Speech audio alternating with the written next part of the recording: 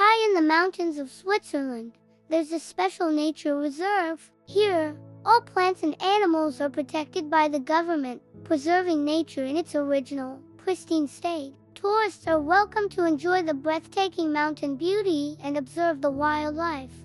But they must follow strict rules, stay on the paths, don't pick plants, and don't even take a stone as a souvenir. Making noise is also forbidden. To protect the peace of deer, chamois, and mountain goats, rangers look after the reserve. They inspect trails, clean up after careless visitors, and happily answer questions. They know the best spots to see animals and where eagles build their nests. One of these dedicated rangers was a man named Arnold. Even in the dead of winter, he would regularly patrol the reserve on his skis. One day, during his rounds, he noticed an avalanche had torn through the mountains.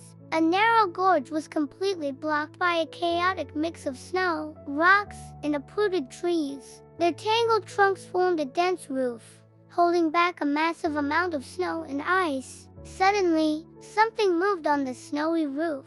Arnold raised his binoculars and saw a young chamois, seemingly walking in circles. It would disappear for a moment, then reappear. Arnold wanted to get closer, but the area was far too dangerous. Another avalanche could strike at any moment, so he had to turn back. The next day, Arnold returned. At first, all was quiet. Just as he was about to leave, the little chamois appeared again in the exact same spot. It must be looking for its mother, who was likely lost in the avalanche, Arnold thought sadly. He came back a third day, and the young chamois was still there. That's when Arnold understood the animal was trapped. He put on his climbing gear and carefully began to ascend the treacherous slope.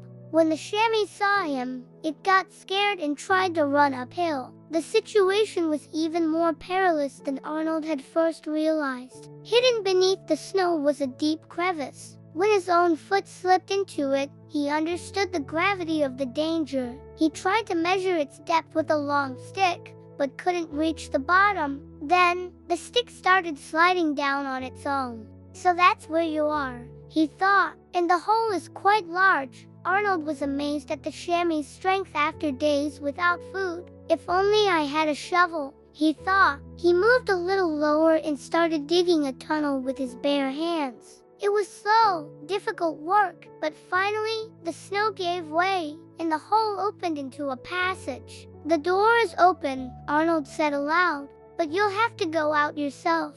He knew the chamois wouldn't leave as long as a human was nearby. So, he moved a safe distance away, took out his binoculars, and waited. Just in time, he saw not one, but the chamois mother and her young one leaping from rock to rock and disappearing behind the mountain ridge. The door was open, but they had to go out on their own. In the same way, Jesus Christ, through his death on the cross, opened the door to the Heavenly Father. That door is open to everyone, but each person must choose to enter it themselves. Thanks for watching.